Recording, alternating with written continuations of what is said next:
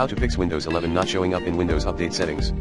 To fix Windows Update setting missing issue in your Windows 11 system, try 1. Restart PC. 2. Run Windows Update Troubleshooter. 3.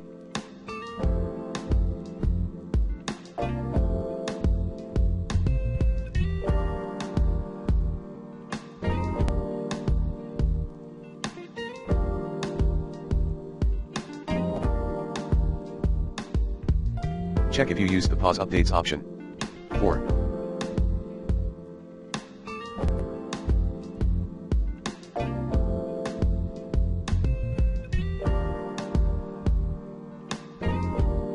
Turn on /off VPN, if applicable, and disconnect your system from any active VPN server, if any.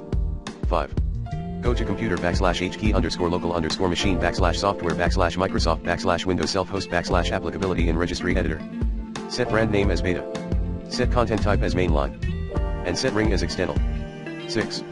Change telemetry settings in group policy editor. Set basic to allow telemetry at computer configuration /administrative templates /Windows components /data collection and preview builds /. 7. Wait for Microsoft to roll out the official solution to this Windows Update setting missing issue.